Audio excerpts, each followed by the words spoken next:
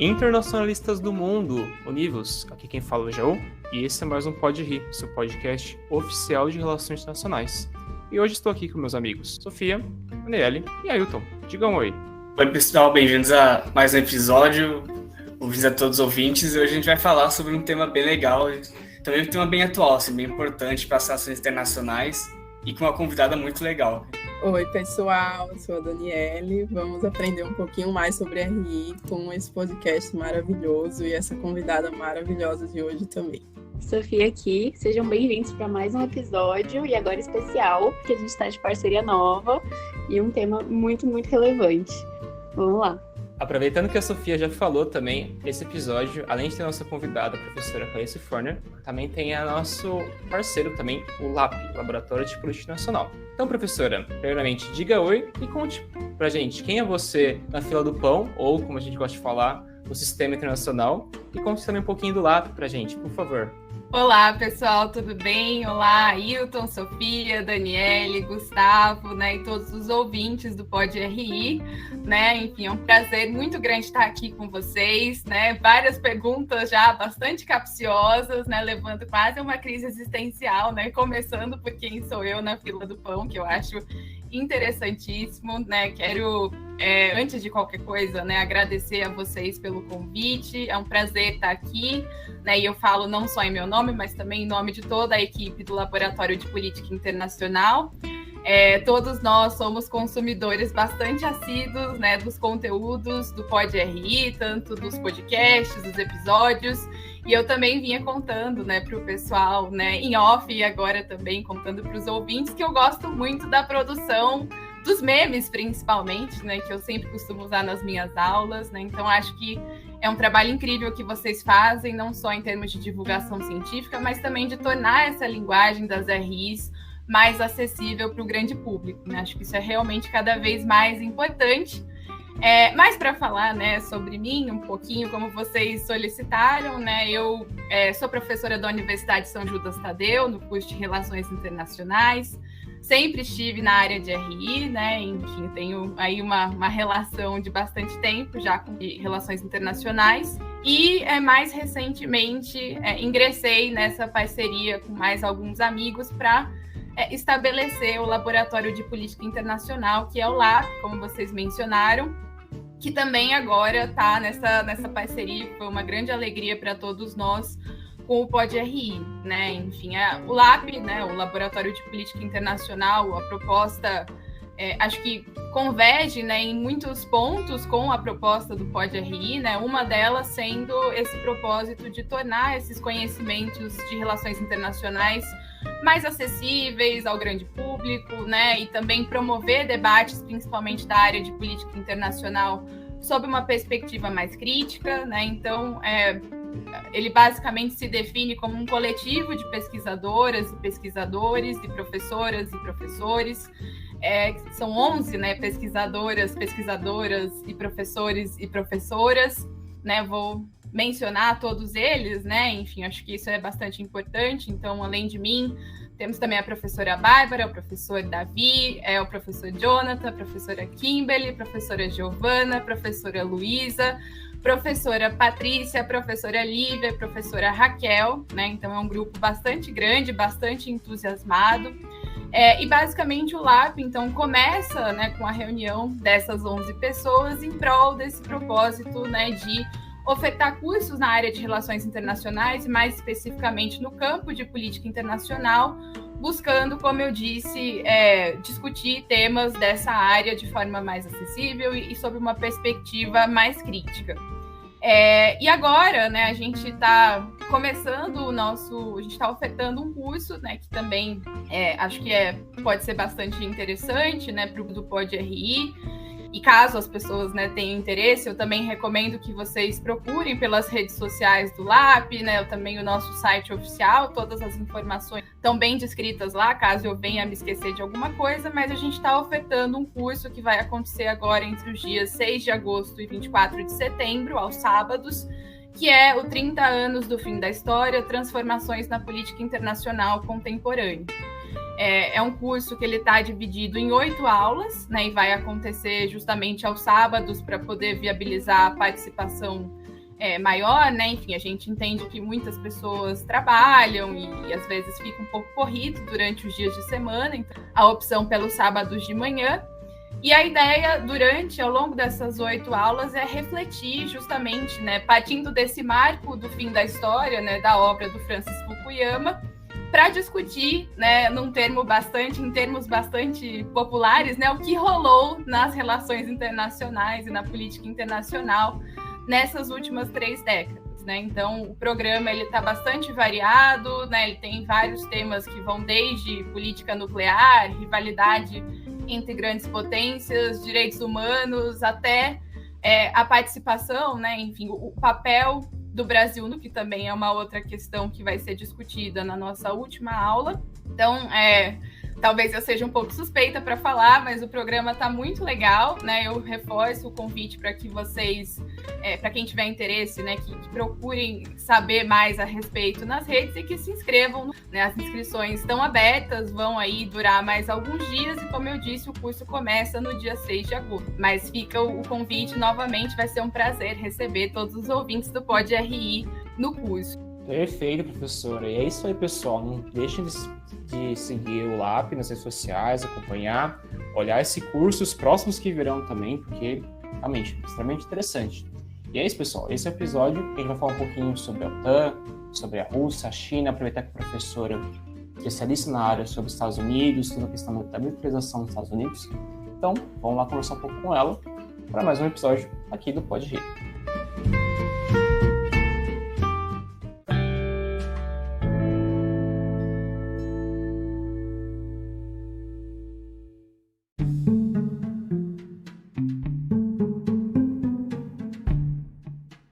Bom, Clarissa, vamos começar a discussão hoje aqui, dando um panorama mais geral da OTAN, tá? Então, quando a gente olha para as administrações do Obama, principalmente para o momento de transição para o governo Trump, a gente nota que tem alguns momentos de redução da participação dos Estados Unidos no orçamento da OTAN. Além disso, a gente também vê muitas críticas a uma certa falta de posicionamento da OTAN, como durante o conflito da Crimeia. E por isso, a gente queria saber como que você enxerga a OTAN durante esses anos, dando um posicionamento contextual seu. Bom, eu acho que essa é uma pergunta bastante interessante e, enfim, eu acho que ela também suscita, né, ela demanda, em alguma medida, uma reflexão. Eu entendo que a pergunta seja contextual, mas eu acho que ela demanda uma reflexão sobre o que tem sido a história, né, da OTAN nas últimas décadas. E eu acho que, né, para resumir, né, para começar a resposta, eu diria que essa história mais recente, ela tem sido marcada pelo que a gente pode dizer, né, que são alguns altos e baixos, né, alguns períodos de maior estagnação, de maior fragmentação entre os Estados Unidos e os seus aliados europeus. E isso tem muito a ver, né, justamente com essa história mais ampla, desde o contexto em que a OTAN foi concebida, quando ela se origina, que é o contexto da Guerra Fria. Então, acho que é importante também situar isso, né, esse nascimento dela e como ela vai se transformar ao longo do tempo, até em virtude aí das pessoas que eventualmente não sejam da área de relações internacionais ou que não tenham tanta familiaridade com o tema. Então, é importante a gente lembrar, antes de tudo, que a OTAN ela é uma aliança militar, uma aliança de defesa coletiva, que vai ser concebida durante o período da Guerra Fria, mais especificamente no ano de 1949, né, quando o Tratado de Washington vai ser firmado. E é interessante porque, embora a OTAN exista até os períodos mais recentes, né, até o período atual, inicialmente a OTAN ela tinha propósitos muito mais restritos. Né? A gente pode dizer justamente que ela é um fruto do seu tempo, na medida em que ela, por ter esse arranjo, né, por ser uma aliança de defesa coletiva, ela tinha princípios geográficos mais delimitados. Então ela vai ser concebida para ser uma aliança de defesa coletiva para atuar ali na região do Atlântico Norte, inicialmente, né, e depois ela passa a incluir também os países acima do Trópico de Câncer, né, ao norte do Trópico de Câncer, principalmente a partir da entrada da Turquia e da Grécia em 52, né, então existia um alcance mais restrito a esse recorte regional. E também não se fala tanto, né? Mas a OTAN, diferentemente de organizações como a ONU, por exemplo, que também trazem uma discussão sobre segurança coletiva, a OTAN ela não pretendia ser uma organização permanente e nem universal, né? Ou seja, inclusive há alguns dispositivos dentro do próprio tratado da OTAN, né, que já viabilizavam a possibilidade de que os membros denunciassem o tratado depois de um determinado período, né, mais ou menos de 20 anos, e que também que esse tratado da OTAN ele pudesse ser revisto, né? Então, ela não tinha esse caráter de ser permanente, né, de durar para sempre no tempo, e nem universal na medida em que ela se mantém mais restrita a esse recorte geográfico que eu mencionei inicialmente, né? Então, a cláusula de defesa coletiva da OTAN, que é a cláusula que está descrita no artigo 5º, ela vai inicialmente justamente se referir a esses membros. Em termos de propósito, a gente tem o fato, né, de que a OTAN ela também vai ser muito vinculada às demandas da contenção à União Soviética, né? Embora também a União Soviética ela nunca seja mencionada, né, ela não seja explicitamente discutida na Carta da OTAN, né, a gente sabe que a União Soviética era um objetivo bastante importante, estrategicamente falando, porque a gente tem os conceitos estratégicos, né, que são os documentos que a OTAN ela disponibiliza periodicamente para mostrar a sua visão estratégica, como a OTAN interpreta as ameaças no sistema internacional e no âmbito regional, né, são nesses documentos que a União Soviética começa a aparecer como uma ameaça a ser contida, a ser mitigada, né, pelas forças da aliança. E além disso também acho que é importante citar, né, enfim, a gente tem falas importantes de atores da organização, como era o caso do Lord Hastings Ismay, né, que foi o primeiro secretário-geral da OTAN, que dizia, né, que o propósito da OTAN é manter os soviéticos fora, os Estados Unidos dentro, né, no caso da Europa, e a Alemanha contida, né, keep the Germans down. Então, é um duplo propósito, na verdade, né? Essa contenção da União Soviética e, por outro lado, também uma contenção da Alemanha, visando evitar possíveis novos expansionismos alemães, como aqueles que a gente observou durante o contexto da Segunda Guerra Mundial. Então, é nesse sentido, né, que esses propósitos da OTAN eles são mais restritos, né? Tanto em termos de objetivos, quanto em termos geográficos, como eu mencionei inicialmente. A questão é que, quando a Guerra Fria acaba, né, esses principais propósitos vão, né, justamente deixar de existir. Tanto a União Soviética né, vai passar pelo seu processo de desagregação, né, vai deixar de existir, quanto também a Alemanha, né, já há muito tempo não se mostrava mais como uma questão, né, a ser discutida ali como prioritária para a estabilidade do continente europeu. Então, é justamente nesse contexto do pós-Guerra Fria, né, que a gente tem, como eu costumo dizer geralmente, um processo em que a OTAN entra numa espécie de crise de identidade, né, aquela coisa de não saber muito bem para que lado ir, se deveria ser o caso de a OTAN ser mantida ou se ela deveria ser extinta, né, afinal de contas, esses propósitos, né, eles haviam se dissipado, como eu mencionei. E aí a gente tem um grande debate que vai se dar tanto dentro dos Estados Unidos quanto na própria Europa sobre essas questões, né, que eram três, na verdade, né, três grandes questões que surgiram nesse contexto. A primeira questão né, essa que eu já mencionei, se a OTAN deveria ser mantida ou não. A segunda questão diz respeito, né? Se ela fosse mantida, sob quais termos ela deveria ser mantida? Então, quais seriam as ameaças sobre as quais ela deveria se debruçar? Né? Qual deveria ser o escopo geográfico de atuação dessa organização? E, por fim, né, acho que a terceira questão, que tem muita relação com o contexto que a gente está observando agora, que é o que fazer com a Rússia, né? Ou seja, a Rússia ela era entendida como um ator importante para a segurança, para a estabilidade regional europeia, mas havia muito debate, né, sobre o que fazer no sentido, né, houve uma discussão no sentido de uma possível incorporação da Rússia nesse contexto. O que a gente tem no fim das contas, né, as respostas que vão ser dadas gradualmente para essas perguntas o que a gente sabe, né, no fim das contas, há uma decisão pela continuidade da organização, né, a OTAN é mantida ao longo do tempo. Há também uma revisão dos conceitos estratégicos da organização, no sentido de adaptar a linguagem da OTAN para além daquela linguagem da Guerra Fria. Então, vão ter 2 conceitos estratégicos importantes que a gente deve mencionar. Um que é o conceito estratégico de 91 e o outro de 99, que vão cumprir esse papel de readequar a visão estratégica da OTAN ao contexto pós-Guerra Fria. Então, são os documentos que vão viabilizar, por exemplo, a atuação da OTAN fora do seu espaço geográfico de origem, né? Então, a gente vai ver a OTAN atuando em missões na ex-Iugoslávia, depois no Oriente Médio, né? Então, no pós-2001, a gente vai ter pela primeira vez o acionamento da cláusula do artigo 5º, né, de defesa mútua. Então, vejam também que interessante, né? A OTAN, apesar de ter sido criada na Guerra Fria, né, com propósitos da Guerra Fria, a primeira vez que ela é efetivamente acionada, né, que o seu artigo 5º é efetivamente acionado, é justamente no pós-Guerra Fria, né, e não exatamente durante a Guerra Fria.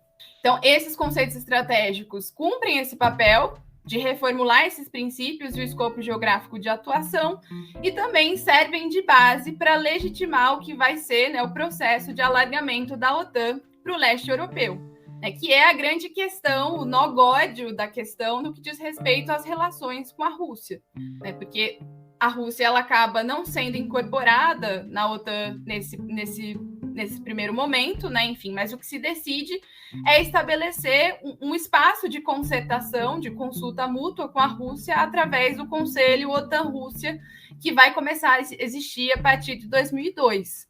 Esse conselho ele está parado, né? Ele está congelado desde 2014 por força da crise da Crimeia, mas o fato, né, é que essas relações, né, entre Rússia e OTAN, elas já vinham sendo desgastadas, né, antes mesmo desse processo mais recente, justamente por conta do início desse processo de alargamento da OTAN, principalmente para os países do leste europeu, né, que a Rússia percebe como uma tentativa de estrangulamento das suas capacidades, do seu entorno estratégico e geopolítico. Então, tudo isso para dizer, né, foi um longo percurso, mas eu acho que é importante para a gente refletir sobre esse contexto mais recente, né, que vocês mencionaram, tudo isso para dizer que nesses processos, né, de idas e vindas e questionamentos e autoquestionamentos, a OTAN, ela também, esses processos eles não vão se dar, né, justamente na ausência de questionamentos de legitimidade, de fragmentações, principalmente entre os Estados Unidos e os países da Europa. Então, a gente tem, por exemplo, no pós-11 de setembro, uma grande divisão entre os Estados Unidos e os países europeus no que diz respeito à guerra do Iraque, né? Muitos países da Europa não concordavam com a guerra, e isso necessariamente vai reverberar diretamente sobre o funcionamento da OTAN. No contexto mais recente, né, do governo Obama, do governo Trump, a gente também vai observar, né, que a OTAN, ela é mencionada, né, principalmente no governo Obama, de forma muito protocolar, mas ela também não era necessariamente uma prioridade estratégica, né, considerando que o Obama, inicialmente, ele está muito focado, primeiro na guerra global ao terror e depois, né, no redirecionamento para a Ásia, e o governo Trump é um ápice, né, um momento em que essas relações elas atingem um ápice, né, desse estrangulamento, desse esgarçamento, justamente por força da postura mais belicosa do Trump, não só em relação à OTAN, mas às organizações internacionais da ordem liberal internacional de modo geral. Né? Então, ele já se elege com o discurso de que a OTAN era uma organização obsoleta, né? Uma organização em que os países da Europa não cumpriam com as suas responsabilidades em termos de gastos, né, do PIB direcionado à defesa, que era uma coisa também que eu devo dizer, não é novidade do governo Trump, o próprio Obama já trazia isso nos seus discursos, o Bush também. Então, isso tudo leva, como vocês mesmos mencionam na pergunta, a um processo de estagnação. Né? Mesmo nas situações em que a OTAN poderia ser mais solicitada ou poderia ser mais mobilizada, como foi o caso da crise da Crimeia, isso não necessariamente acontece, né, com o mesmo impacto que a gente observa agora, né, com o governo Biden, que traz uma outra proposta em relação a essa organização, até por força dessa crise atual. Né? Então, eu diria que o que a gente tem nesse contexto mais recente, né, para voltar para a pergunta inicial, é uma exacerbação, né, um agravamento desses questionamentos a essa legitimidade sobre a existência, né, da OTAN, que já vinham se agravando desde o fim dos anos 90, né, que cresceram com esse processo de alargamento. Então, a gente tem um agravamento desses questionamentos, dessa estagnação, e agora, né, me parece que com o início da crise da Ucrânia, a gente tem uma possibilidade de renovação da importância da OTAN, né, não só em termos globais, mas dentro da arquitetura de segurança europeia, né, pensando que a gente tem uma discussão sobre um novo processo de alargamento. Então, enfim, todo essa longa reflexão, né, acho que para chegar nesse ponto e situar, né, o porquê desses questionamentos, desse processo de estagnação, né? Não sei se fica claro, mas é mais ou menos por aí que eu iria. Bom, foi ótima essa contextualização que você fez, professora. Muito obrigada, assim, ficou muito claro, até porque agora entra a maioria das nossas questões, assim, onde você parou, né? Indo um pouco mais para o outro lado da questão, a gente tem uma dúvida que, na verdade, foi onde surgiu a ideia desse episódio. A gente vê muito na mídia posicionamentos contraditórios, né, entre posicionamentos dos Estados Unidos, da China e da Rússia, quando o assunto é potencial militar. A gente enxerga os Estados Unidos sempre afirmando que a China não é uma adversária da OTAN e que também não seria uma ameaça. A Rússia sempre subestimando a OTAN, né, que foi uma coisa que você já deu aí um pouco um contexto do porquê. Então a Rússia está sempre subestimando a OTAN, mesmo a OTAN tendo um maior contingente de militares ativos e um orçamento militar também superior.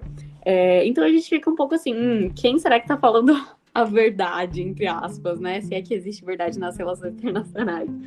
Então a gente queria um pouco do seu posicionamento em relação a essa contradição que tem tanto na mídia quando o assunto é potencial militar, OTAN, China, Rússia.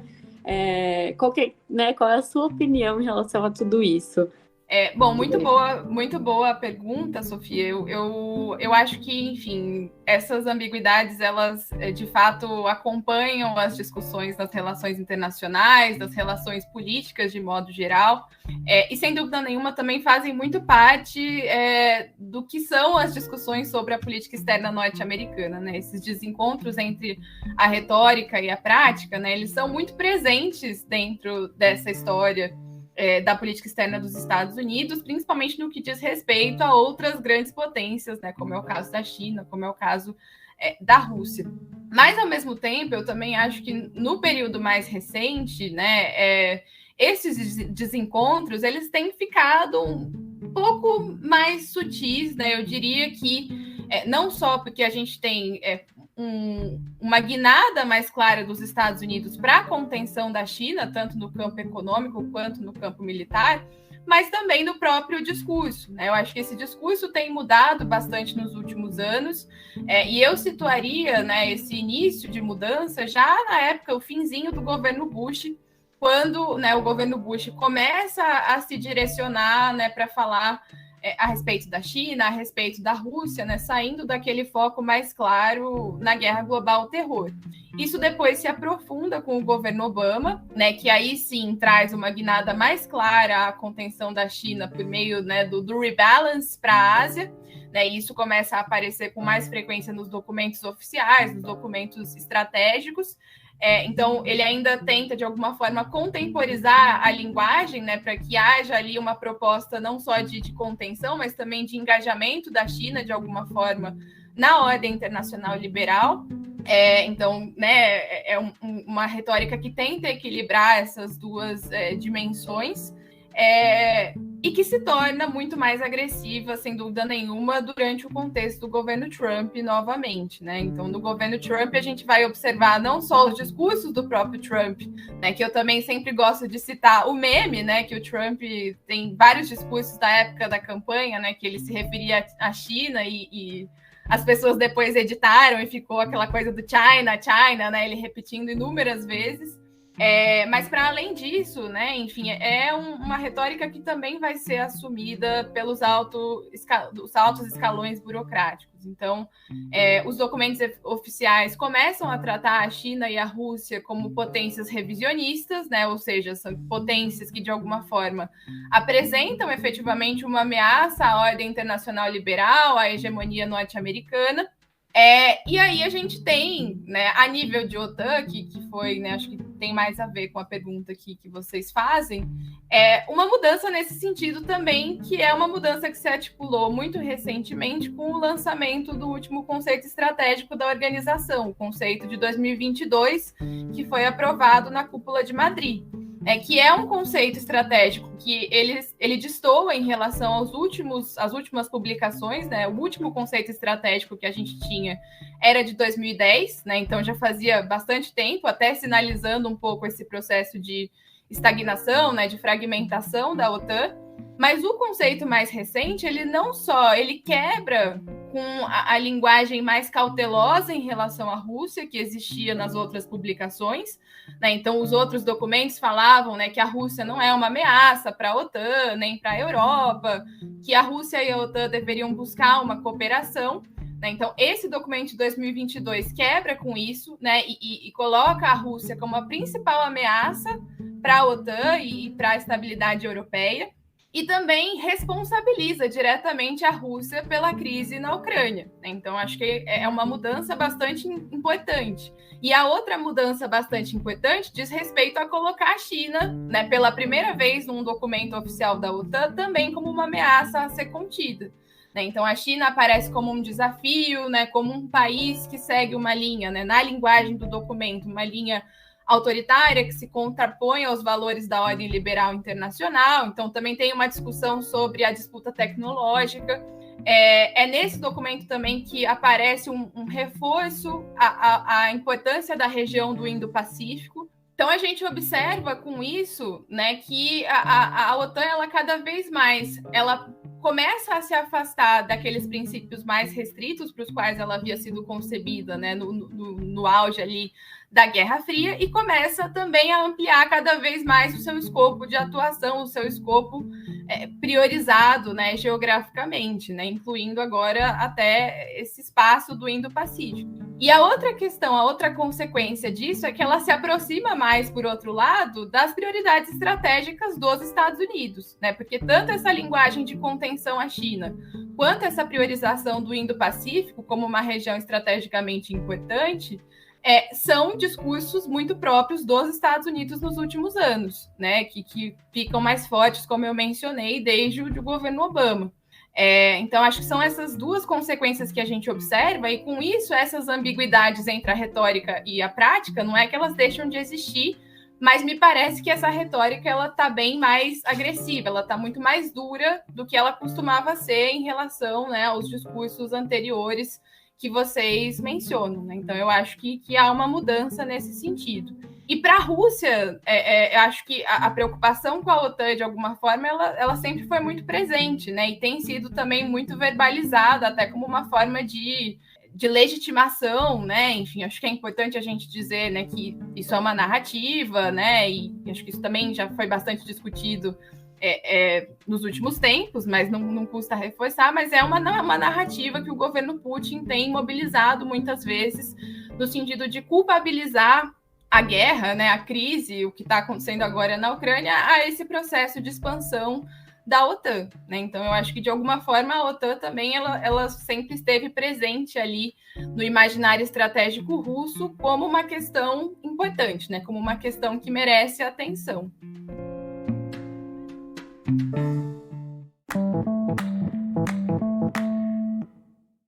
Realmente a situação é bastante complexa. E aproveitando falar um pouco já sobre isso, professora, sobre a questão da China e da Rússia, o que a gente gostaria de perguntar para a professora é se existe algum tipo de movimento, de algum tipo de organização oposta à OTAN, principalmente agora com uma certa aproximação e essa relação de guerra, algo entre Rússia e China, algum tipo de movimento para tentar competir com a OTAN na região. Sabe que existe a Organização da Cooperação de Xangai, em que existe todos aqueles países que são ex-União Soviética, Turcomenistão, Cazaquistão, Existe alguma coisa que meio que tira o sono da OTAN? Eu acho que, a China e a Rússia, antes de qualquer coisa, né, elas de fato elas têm atuado tanto no nível bilateral, né, conjuntamente, quanto também no âmbito multilateral.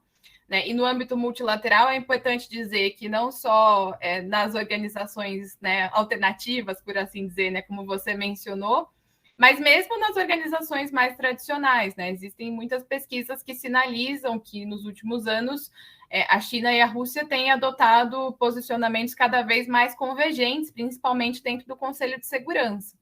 Né? Então, existe aí um aumento, né, dessa convergência nas últimas décadas. E aí, essa proposta de criação de organismos, para além desses organismos tradicionais, né, como é o caso da Organização da Cooperação de Xangai, me parece que, de fato, se insere nesse contexto. Né? E há muita discussão também sobre isso, né, sobre se a OCX ela seria uma espécie de OTAN da Ásia, né, ou se ela poderia ser um contraponto à OTAN efetivamente.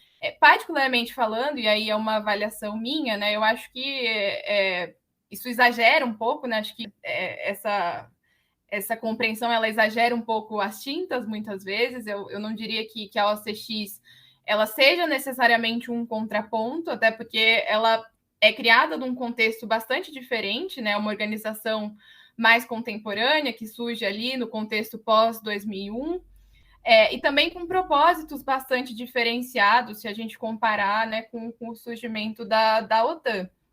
A OCX me parece, né, enfim, eu devo dizer que ela não é exatamente a minha maior especialidade, né, enfim, mas do que eu consigo acompanhar da literatura, das discussões, a OCX me parece ela tem um caráter muito mais focado nas questões regionais, né, então, principalmente as questões envolvendo o combate ao terrorismo, o separatismo, que são temas, né, que permeiam muitos dos países que fazem parte, inclusive a Rússia e a China. Então, né, os demais países também da Ásia Central, a Índia e o Paquistão, né, que também fazem parte da organização. E, ao mesmo tempo, apesar desse foco mais regional, ela, diferentemente da OTAN, também ela não fica restrita só ao pilar militar. A OCX ela também abre espaço para discussões políticas, discussões econômicas, né? Então, inclusive, há algumas dúvidas, né, sobre qual é efetivamente a identidade da OCX como organização. Né? Mas ela me parece também menos institucionalizada nesse sentido. Né? Os arranjos eles também não têm uma institucionalização tão aprofundada, né, como aquela que a gente observa no contexto da OTAN. Então, eu não vejo exatamente que ela seja um contraponto necessariamente nesses termos, mas eu acho que ela abre um espaço de diálogo muito importante, né? E não só de diálogo, mas também da realização de exercícios militares conjuntos, né? E daí pode ser que essa concertação, né, ela se aprofunde, né, com o passar do tempo. Mas uma coisa que é interessante, né, que essa ideia de contraponto, ela nunca foi colocada pela OCX propriamente, né? Aliás, muito pelo contrário, os documentos da OCX têm uma preocupação muito grande sempre de colocar que a OCX ela não é uma aliança que foi pensada, né, para combater nenhum país ou nenhum adversário especificamente. Então, isso é bastante curioso, né? Embora haja essa leitura de contraponto, ela própria não se coloca, né, nesse papel. E aí, mais curioso ainda, né, é que, por outro lado, recentemente, depois que a gente teve esse lançamento do conceito estratégico da OTAN de 2022, a gente vai ter a China, né, fazendo vários pronunciamentos no sentido de conclamar a OCX a se reunir, a se fortalecer, como uma forma de, eventualmente, contrapor o unilateralismo no sistema internacional, né, que é uma postura que a China e a Rússia geralmente adotam, né, para justamente contrabalancear os Estados Unidos muitas vezes. Então, é interessante, né, que, eventualmente, com essa mudança de postura da OTAN, possa, eventualmente, puxar, né, ou incitar uma mudança de postura também dessas organizações. Né? E para além da OCX que a gente mencionou, acho que também é interessante falar, né, de outros arranjos, né, outras alianças que estão crescendo aí nos últimos tempos, né, como a aproximação da Rússia com o Irã, com a Índia, com a Turquia, né, que também criam outros espaços de diálogo, outros espaços de mediação, para além desses espaços convencionais da ordem liberal internacional, né? Então, me parece que nesse sentido, né, essa mudança de postura da OTAN, ela também cria um efeito deletério, né? Enfim, o tiro sai pela culatra, se é que dá para a gente colocar nesses termos, no sentido de que ela cria mais contrapontos, né, a esse conjunto de arranjos de instituições aos quais a OTAN faz parte, que são esses arranjos, instituições, né, pertencentes ao que a gente entende como sendo a ordem liberal internacional, né? Essa ordem que se vincula à liderança dos Estados Unidos no sistema internacional. Então, acho que também são movimentos importantes para a gente olhar nos próximos meses, né? Inclusive porque vai haver uma cúpula também da OCX em setembro e já existe uma discussão, inclusive, pela possibilidade de inclusão do Irã. Então, aí é mais um tema para a gente ficar de olho. Bom, professor, e agora a última questão que a gente queria propor aqui é que, ultimamente, a gente tem percebido tentativas de novas adesões à OTAN por parte da Finlândia e da Suécia. Então, a gente queria saber como você enxerga esse movimento desses dois países e também se você acredita que isso pode acabar se expandindo e se possivelmente haverá um movimento exponencial para novas adesões à OTAN. Bom, acho que essa é a pergunta, né, de $1 milhão, para dizer o mínimo, né? Para começo de conversa, acho que é uma mudança muito importante, né, para isso que eu tenho chamado aí nas outras respostas, né, dessa arquitetura regional de segurança europeia, né, uma mudança muito grande, considerando que são dois países que mantinham uma postura histórica de neutralidade, né, tanto a Suécia quanto a Finlândia, né, e que decidem ingressar, né, como membros plenos da OTAN, né, que mantém o seu caráter de aliança militar, isso é importante dizer, né, que apesar das suas reformulações, a OTAN ela nunca abriu mão dessa vocação para a defesa, a vocação militar, né? Então, também é uma das razões pelas quais a Rússia, muitas vezes, né, sente o seu entorno estratégico ali ameaçado de alguma forma. Então, é uma mudança muito importante, muito impactante. E agora o que a gente está observando, né, que esses processos, né, eles foram submetidos, os documentos de adesão foram submetidos e agora precisam passar por um processo de ratificação pelos outros países membros. E o que eu acho em relação a isso, né, essa questão de um aumento das adesões, né, eu não sei se haveria um aumento exponencial no sentido, né, de adesões aceitas, né, talvez haja um aumento realmente de pedidos de adesão.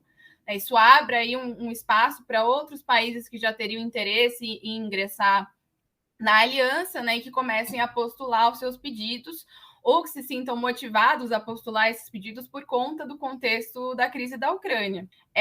Agora, se essas adesões, né, vão ser aceitas necessariamente, eu acho que a coisa já fica um pouco mais complexa, né? Acho que é importante lembrar que as decisões na OTAN, elas são todas tratadas, né, pelo consenso, então elas requerem o aceite, né, a adesão de todos os membros e a ratificação de todos os membros necessariamente.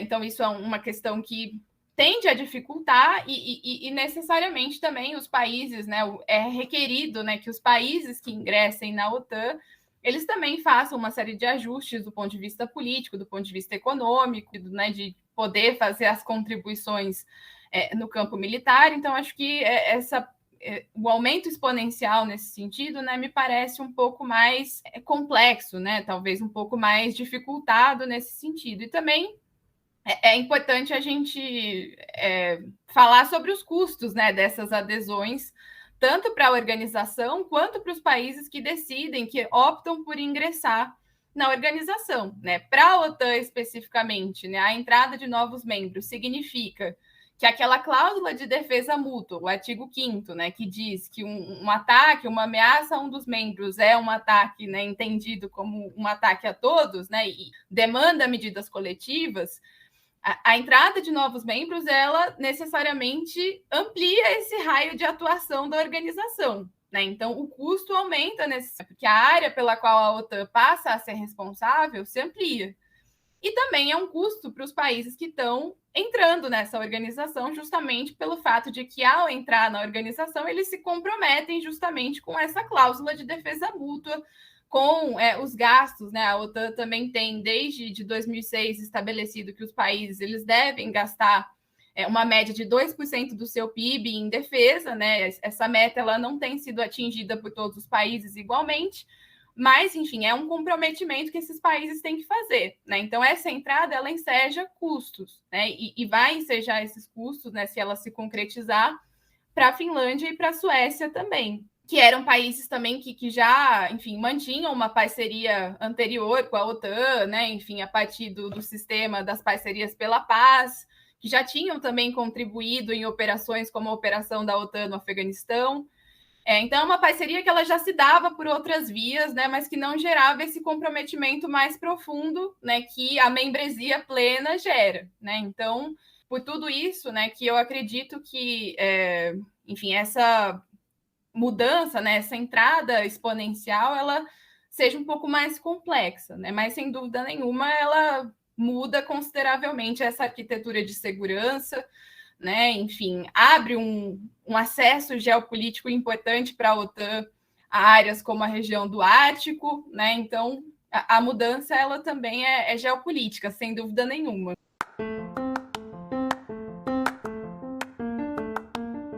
Muito bem, internacionalistas. Esse foi mais um episódio do Pode Rir. Espero que vocês tenham gostado como eu gostei desse episódio, porque é realmente um tema que está em alta, é um tema complexo, que dá para fazer várias perguntas, pensar vários cenários e estudar muito sobre o quanto é complexo essa temática. Eu quero agradecer demais a professora doutora Fleissa Forner por estar aqui com a gente, conversando com a gente e explicando de maneira extremamente didática sobre essas questões. E quero agradecer você, ouvinte, por estar acompanhando a gente. E não se esqueça de também seguir o LAP, nosso novo parceiro. É isso, pessoal. Até o próximo episódio. Obrigada, pessoal. Espero que vocês saiam desse episódio com várias reflexões e vocês possam conhecer um pouco mais do LAP também. Obrigada a todo mundo que ouviu até aqui e até a próxima. Tá aí um episódio perfeito para enviar para aquela pessoa que não é da área, que sempre faz umas perguntas tipo, em uma guerra, quem iria ganhar? OTAN ou a Rússia? OTAN ou a China? Né? Ficou muito claro que tem muito, muito mais envolvido aí, não é uma resposta simples. Mistura narrativas, arranjos, institucionalização, enfim. Eu gostei muito, muito, muito do episódio. Eu tô com 1000 perguntas aqui na minha cabeça que eu vou estudar agora. Obrigada, professora, pela oratória maravilhosa, pela linha aqui. E é isso. Obrigada, gente, por ouvir. Bom, queria agradecer a professora pela presença e também por todas as respostas para esse episódio, que também, como todo mundo disse, foi muito bom. Também queria agradecer a todo mundo que ouviu. Queria que também vocês seguissem o LAP, nosso parceiro novo. E muito obrigado por estarem com a gente mais um episódio. Até mais. Muito obrigada, gente. Foi um prazer falar com vocês. Quero agradecer a equipe do Pode RI por toda a parceria, né, por me receber hoje, né, e por nos receber, né, receber a equipe do LAP, né, com tanto carinho, com tanto afeto nesses últimos dias. Também agradecer aos ouvintes, né, as pessoas que nos escutam. Espero que a gente possa se encontrar de novo, né? E também quero deixar, né, aquela mensagem, aquele incentivo, né? O curte, compartilha, ativa o sininho, né? Não só as redes do Pode RI, mas também as redes do LAP, né? Espero que vocês possam acompanhar os conteúdos, né? Também se inscrevam no curso, né? 30 anos do fim da história, transformações na política internacional contemporânea. A gente espera vocês em agosto. Um abraço e até a próxima.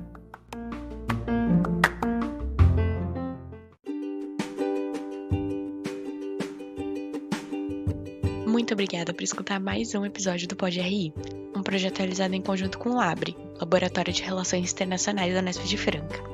Para mais informações, curiosidades, memes, episódios, siga a gente nas nossas redes sociais. Além disso, não esqueça de conferir a descrição aqui do episódio, que a gente costuma deixar alguns links relacionados ao tema da vez.